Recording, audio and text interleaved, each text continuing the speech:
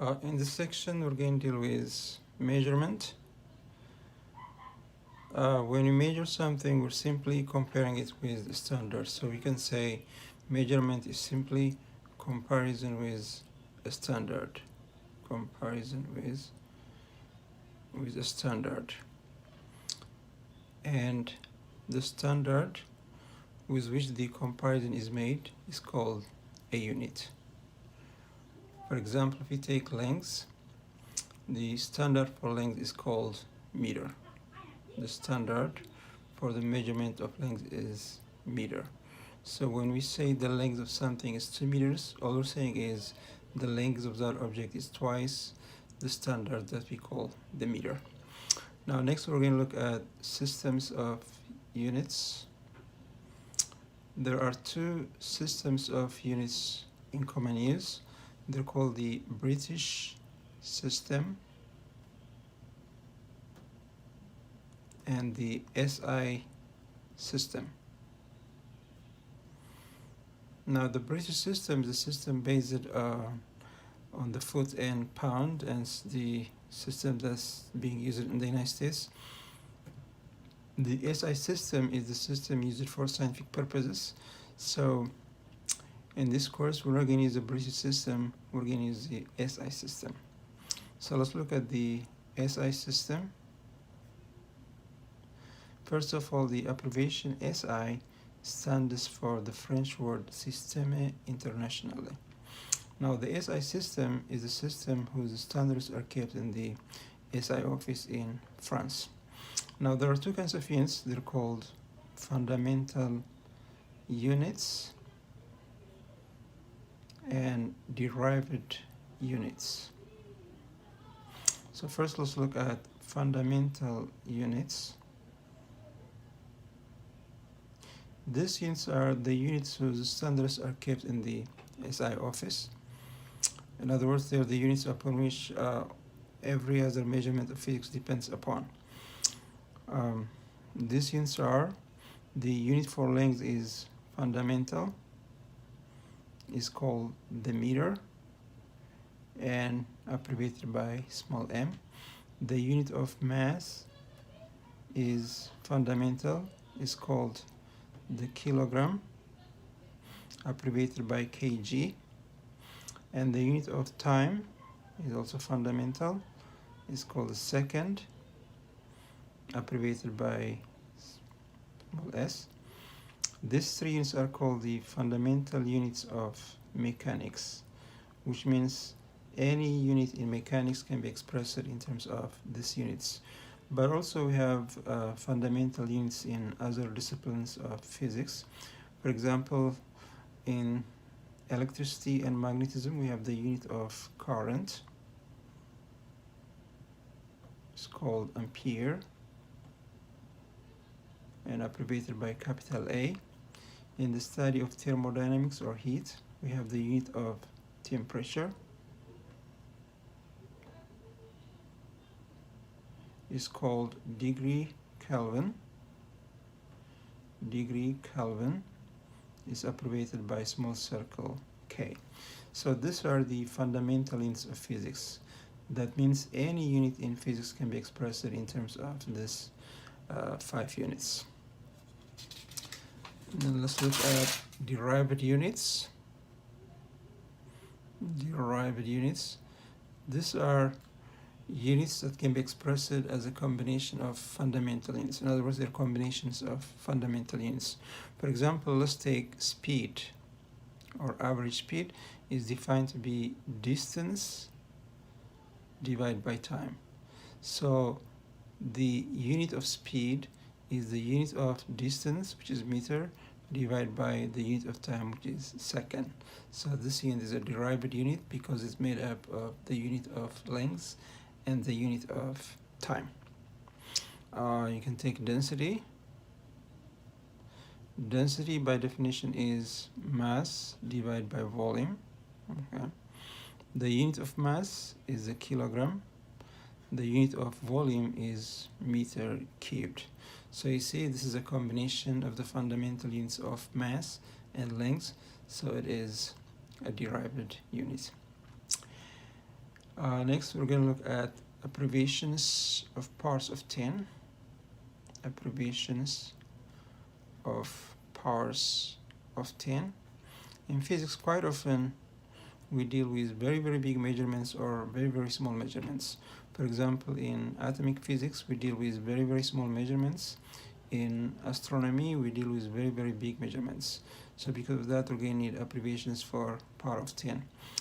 Let's start with the smaller powers of 10. Centi,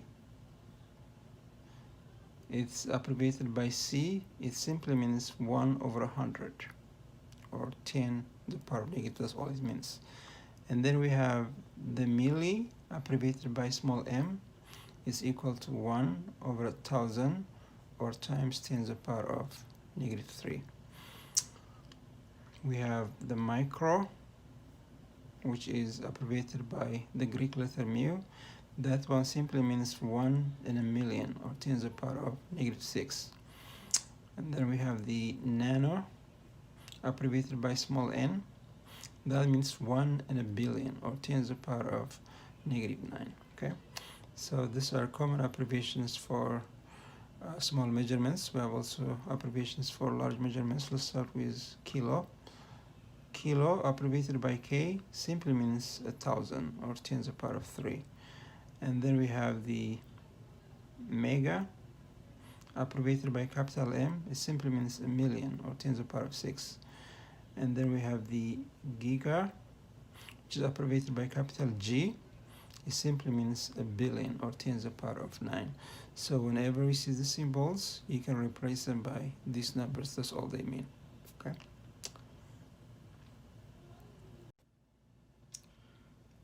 In this section, we're going to look at significant figures. The layman definition of significant figures is digits of a measurement that makes sense. Digits of a measurement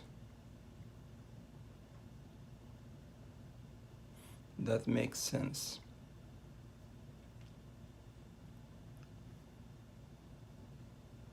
Suppose you ask somebody for the time, and using his hand watch, it says the time is, let's say, 1 o'clock, maybe 20 minutes, and 1.45689 seconds. Okay, so obviously there are some numbers that don't make sense over here. Using a hand watch, you can tell maybe it's a second, but it's very difficult to tell this fraction of seconds. Okay, so there are obviously some numbers that do not make sense over here. What we call significant figures are the digits that make sense. You see the hour, the minute, and maybe the second make sense, but these fractions of seconds do not make sense because they cannot be determined using a hand watch. Now let's look at the scientific definition of significant figures. Suppose we're trying to measure the length of this object using this device. Okay, let's say it's 0, 1, maybe 2, 3, 4, and so on. Okay, so the length of this object is obviously between 1 and 2. Okay, so there is no question that the first digit is 1. And then we can guess this number. Some people might say the reading is 1.5, some people might say 1.6, some people might say 1.7, but we are allowed to guess one number. Okay, but if you're not sure about this digit, it doesn't make sense to go to more accurate digits. Okay, so basically what we call significant figures is all accurate digits and one uncertain digit. You're allowed to guess one digit, but no more. So the scientific definition of significant figures is all accurate digits, and one uncertain digit.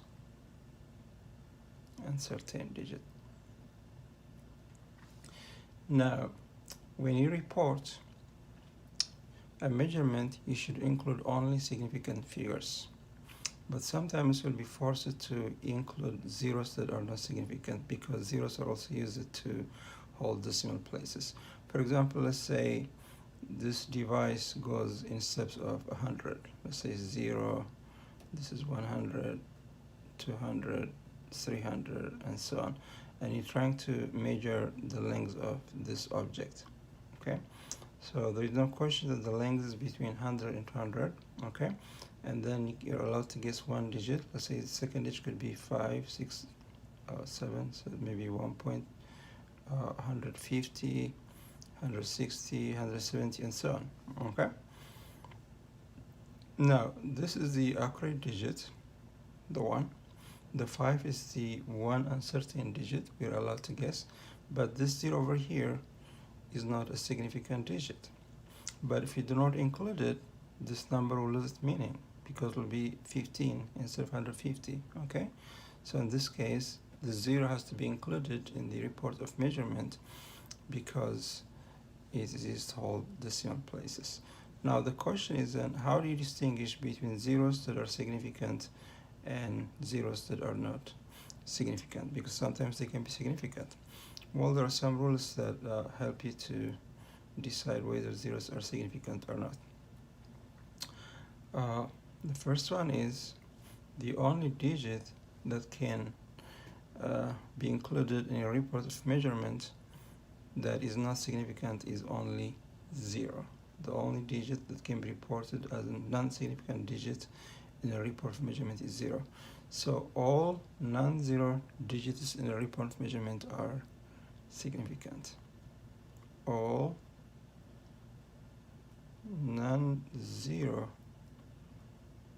digits are significant.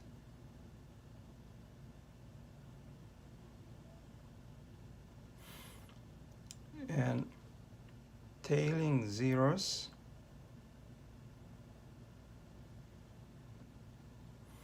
before the decimal point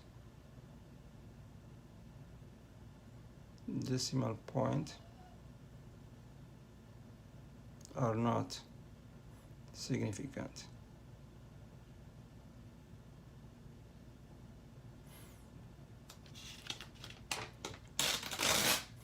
For example, if you take the number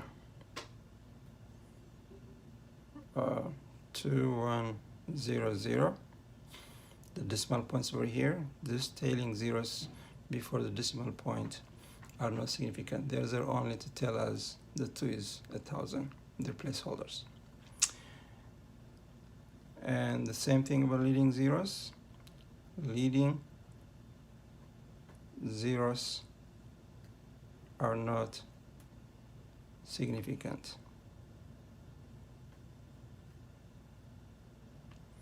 For example, if you take the number 0.0012, these zeros are not significant. They're there to tell us this 2 is actually 1. I mean, this number 1 is actually 1 in 1,000. All right? And then tailing zeros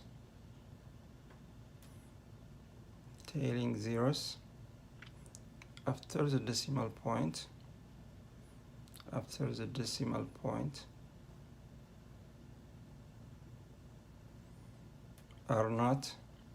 are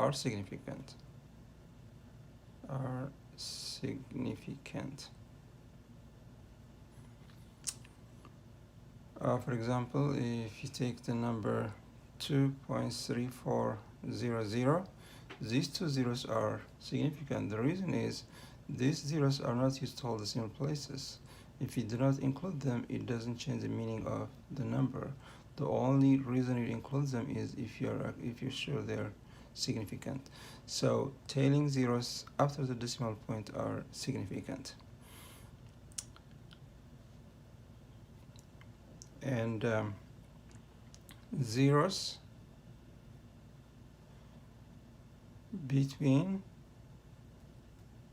significant digits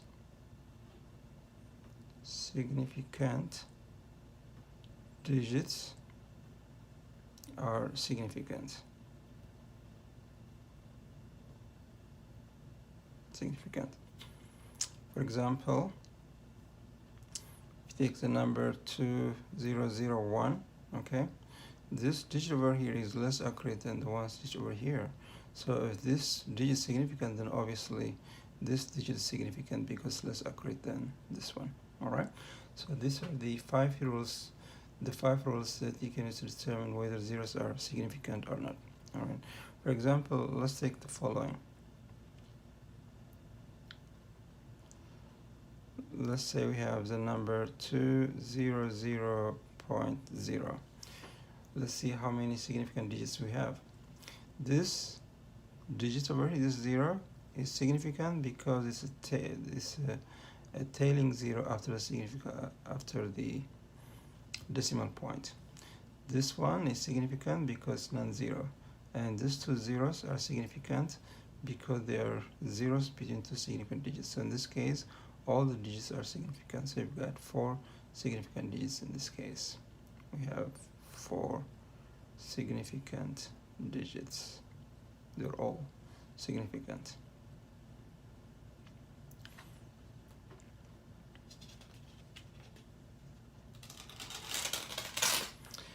Next, we're going to look at operating with significant figures. Operating with significant figures. That is adding, subtracting, multiplying, and dividing. First, let's look at addition or subtraction.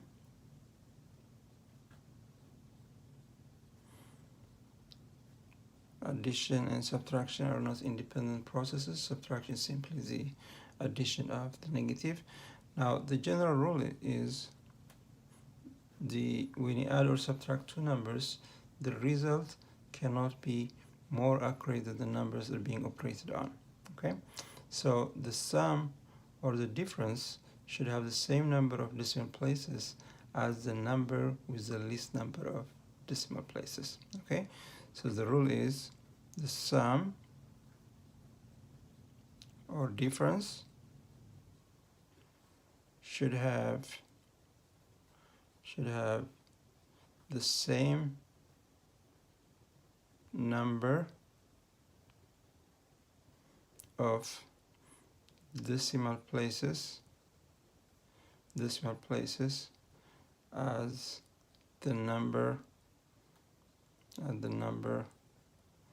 with the least number of decimal places. The least number of decimal places.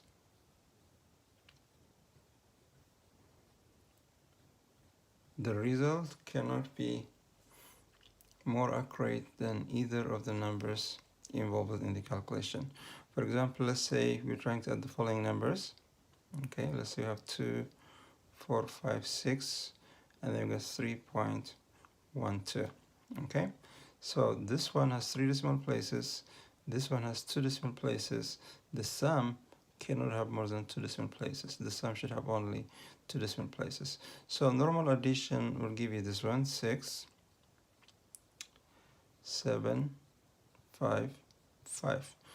But look, in this case, we're not saying this number is 0 over here. We're saying we don't know this number. Okay, it's not significant. So this sum over here is obviously not 6 because we don't know the number over here. All right, so the significant digits are these numbers, but we have to stop at 2 decimal places. Now, if this number is 5 or more, we go up. If this number is below 5, we go down. Okay, so this is reported as 5.58 because this number is more than 5. Okay, so the general rule is the sum or the difference cannot be more accurate than either of the numbers involved. So it should have the same number of decimal places as the number with the least number of decimal places.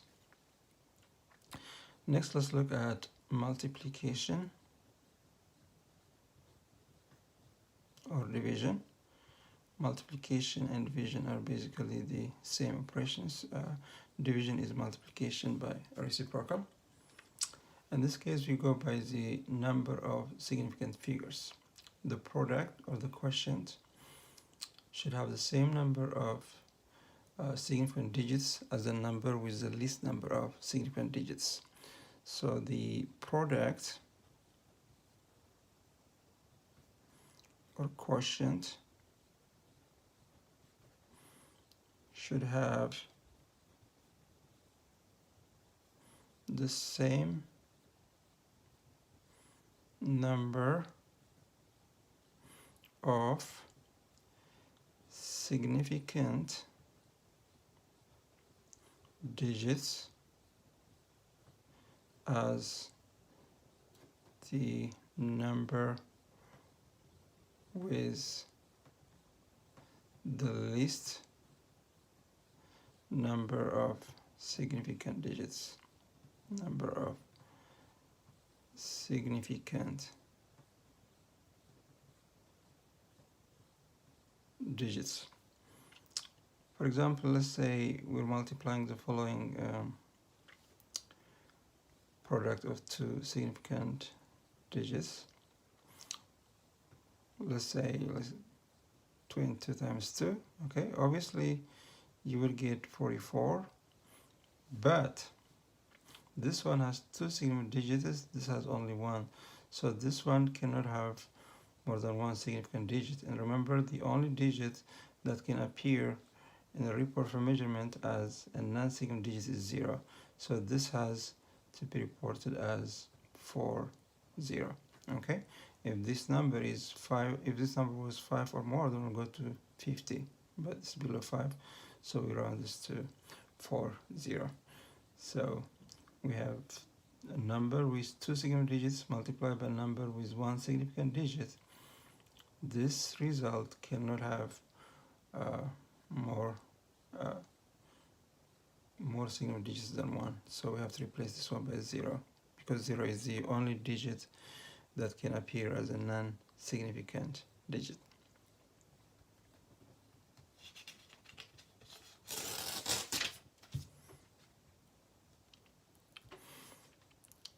Now let's look at standard notation.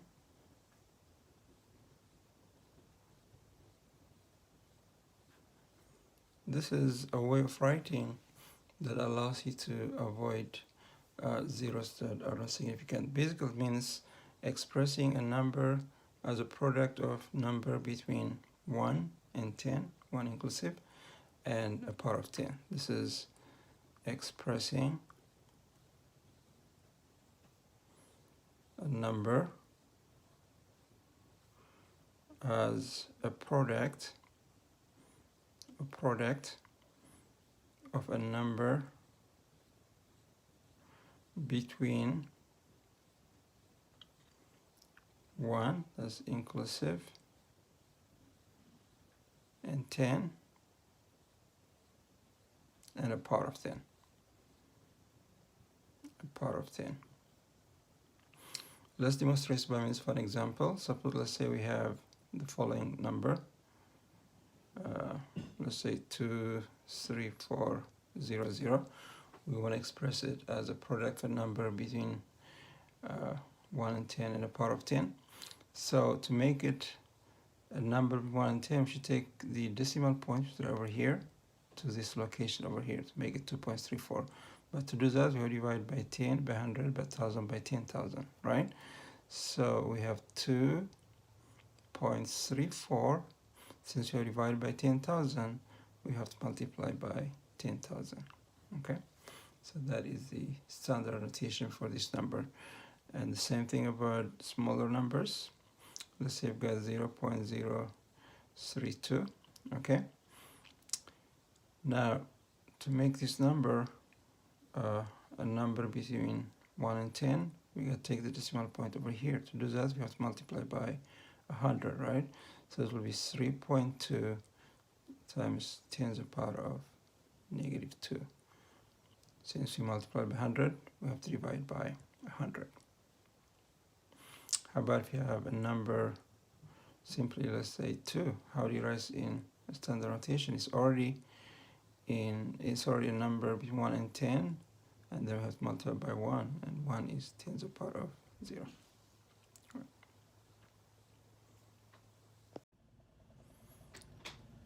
In this section, we're going to look at conversion of units. In physics, quite often we have to convert from one unit to another. We do that by using a ratio that we call the conversion factor. So let's define what a conversion factor is. A conversion factor is a ratio between two units equal to 1. This is a ratio between two units equal to 1. Let's demonstrate this by means of examples. Suppose we want to convert 2 kilometers to meters. Okay, so first we have to establish a relationship between kilometer and meter. K stands for 1,000, so kilometer simply equals 1,000 meters. We can get two conversion factors out of this.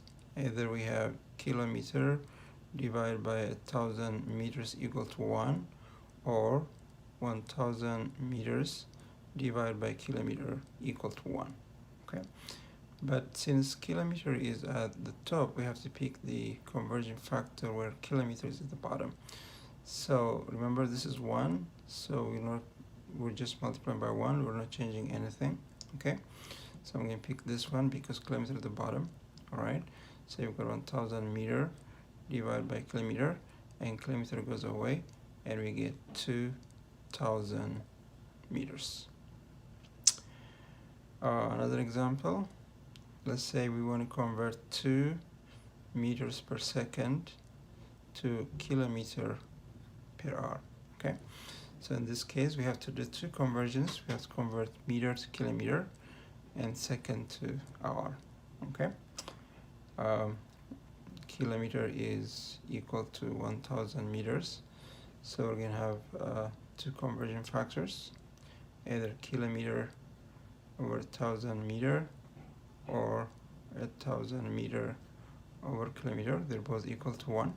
Okay, but since meter is at the top, we have to take the ratio where meter is the bottom.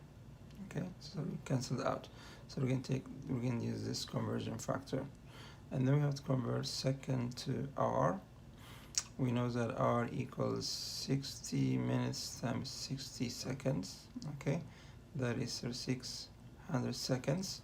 So you can get two conversion factors out of this, either hour divided by 3,600 seconds equal to 1, or 3,600 seconds divided by hour equal to 1.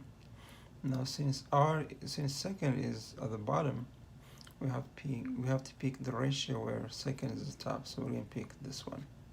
All right,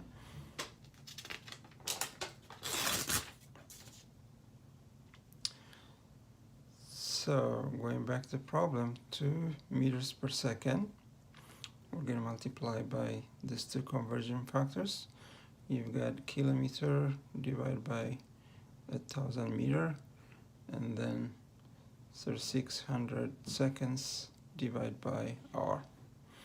So meter goes by meter, second goes with second, and 3,600 divided by 1,000 is 3.6, so you get 7.2 kilometer per hour.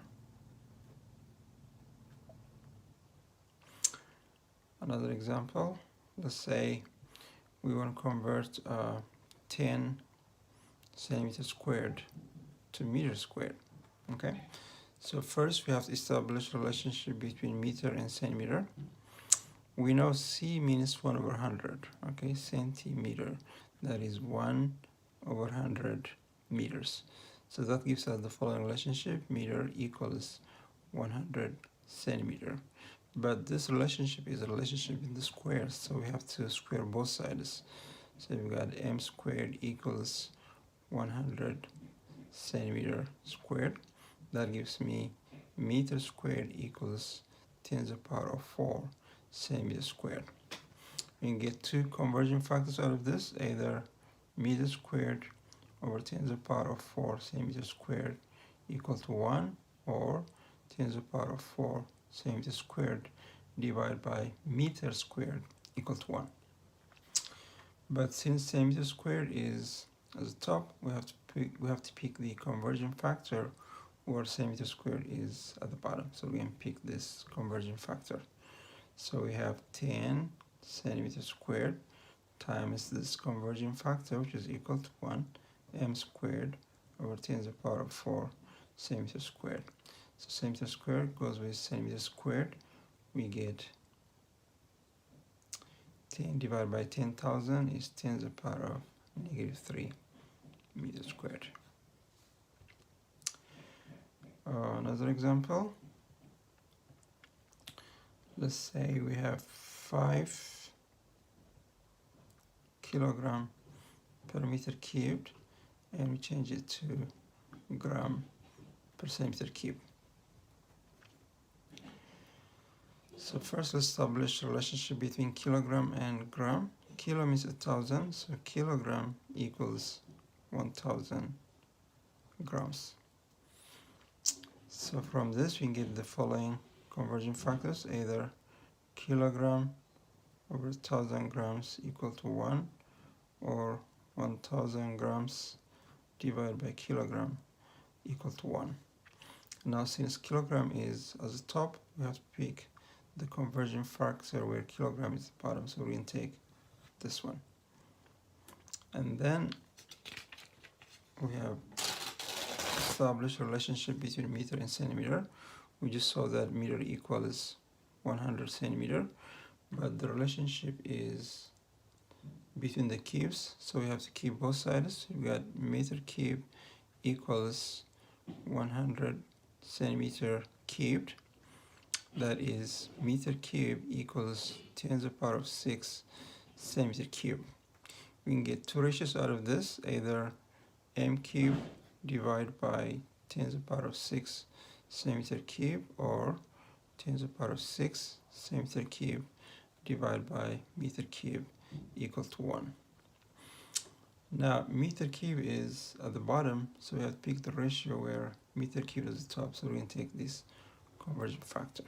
Okay, now going back to the problem, we've got 5 kilogram per meter cubed.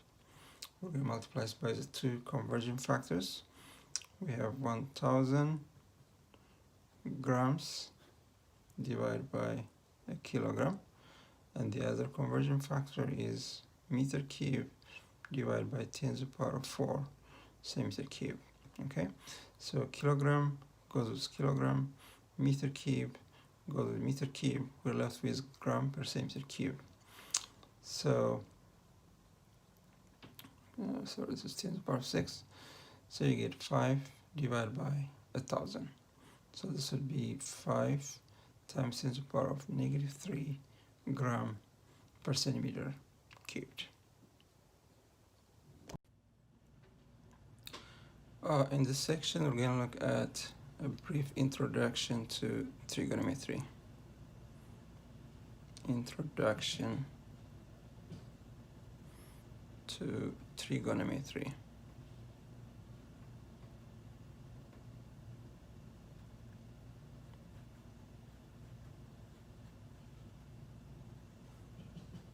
Trigonometry is based on three functions that we call sine, cosine, and tangent, and they're defined based on a right angled triangle. So let's look at the right angled triangle. Let's say this is the angle we're looking at. That's represented by theta. This side, which is part of the angle, is called the adjacent side. And this side opposite to the angle is called the opposite side. Opposite side. And the longest side, the side opposite to the right angle, is called the hypotenuse. Hypotenuse. But we'll just use symbols. Let's call this A, this one B, and this one C. Now let's define the trigonometric function. the trigonometric function cosine is defined to be the ratio between the adjacent side and hypotenuse. It's written as cosine of theta, and that equals adjacent side divided by hypotenuse. And then we have the sine function, is abbreviated as sine of theta, and is defined to be opposite side divided by hypotenuse, b over c. And the third function is tangent. Tangent is abbreviated as tan theta, is defined to be opposite side, b, divided by adjacent side. So these are the three definitions of the trigonometric functions. Now, the only reason these functions are important is because they're available in the calculator. So using your calculator, you can solve for some missing values. Let's look at some examples. For example, let's say we know this angle is 60 degrees. Maybe we know this one is 20. We're going to try and find out this side over here. Okay? Now the trigonometric function relating adjacent side to hypotenuse cosine. So we can say cosine of 60 equals x adjacent side divided by hypotenuse. And then from your calculator, you'll find out that cosine of 60 is 0.5. Okay, this one is 0.5. So we have x over 20 equals 0.5, and then that gives us x equals 10. So it helps you to calculate missing values in a right angle triangle.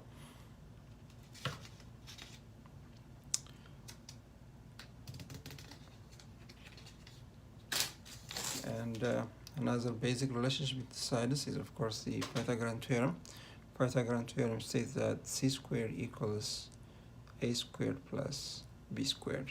So from this equation, if you know two sides, you can figure out the third side using this equation, which is Pythagorean theorem.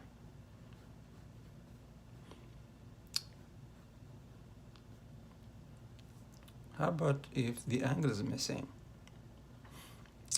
Let's say you know these numbers 310, but this number is missing.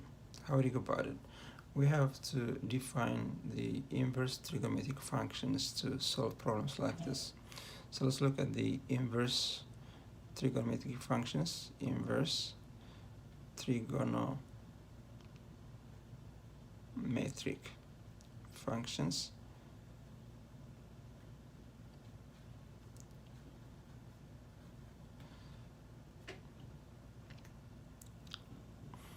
They're defined as follows.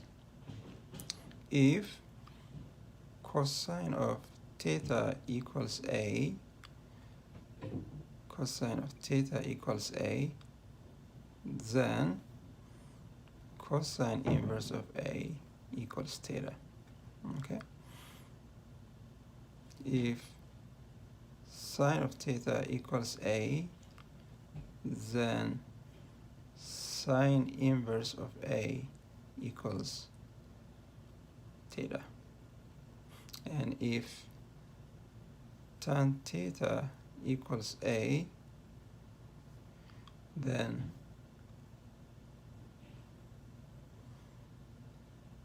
tan inverse of a equals theta. That's how the trigonometric functions are defined.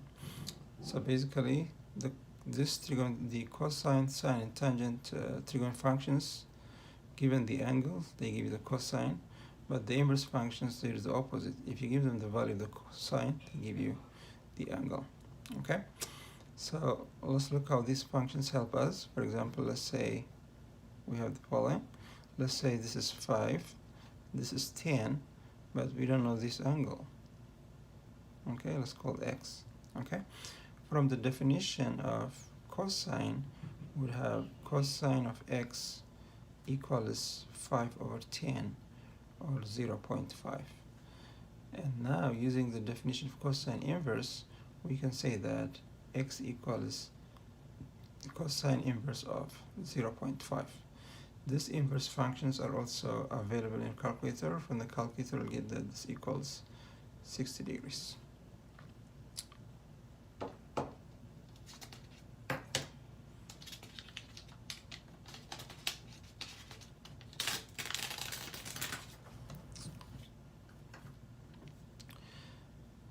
Now let's look at coordinate systems.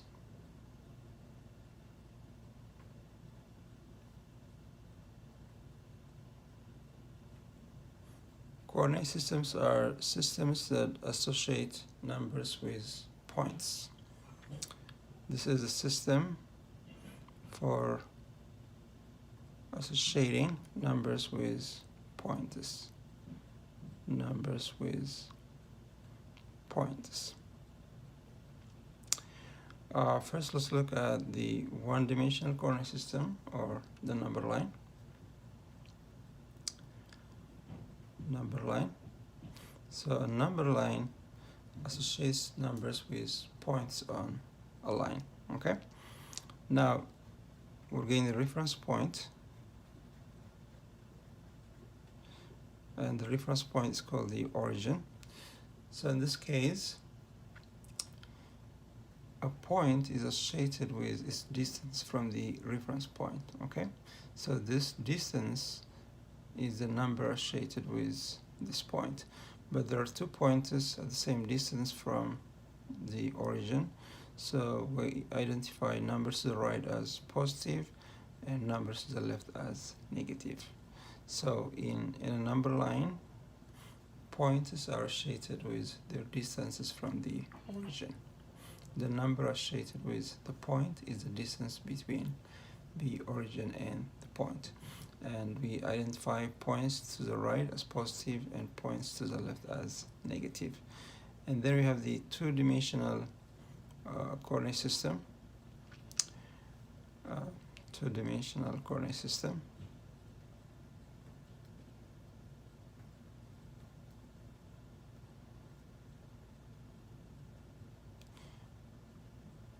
This coordinate system associates a pair of numbers with points in a plane. This one associates a pair of numbers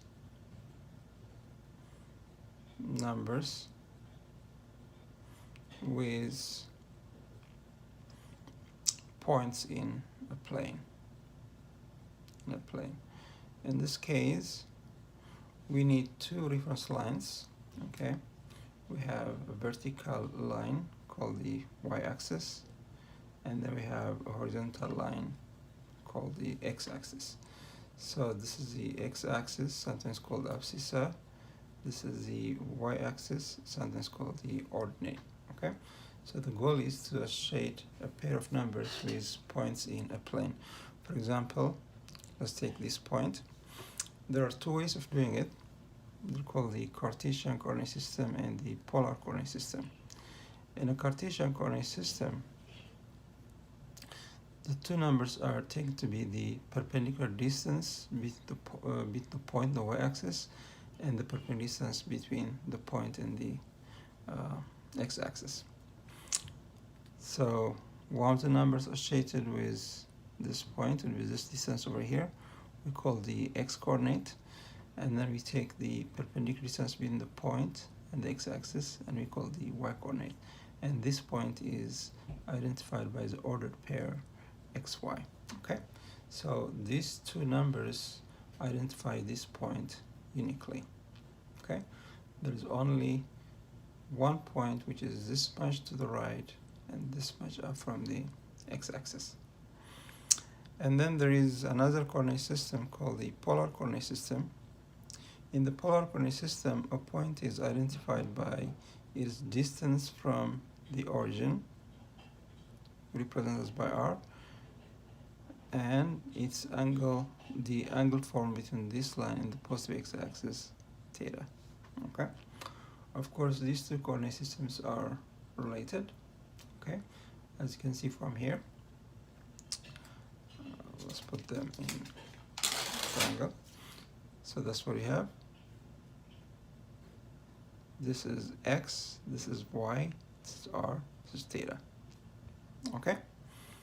Now from the definition of cosine, we have cosine of theta equals x over r, or we get x equals r sine theta. Okay?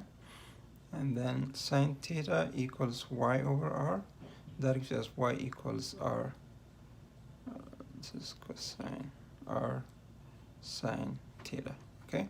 So these are the formulas that take you from polar coordinates to Cartesian coordinates. Okay? And to go the other way, from Cartesian to polar, we can use Pythagorean theorem.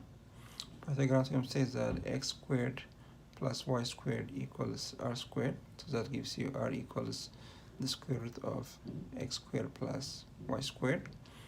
And then we can use the definition of tangent. Tan theta equals y over x, or theta equals tan inverse of y over x. So these are the formulas that take you from Cartesian coordinates to polar coordinates. We're going to use these formulas very often in physics.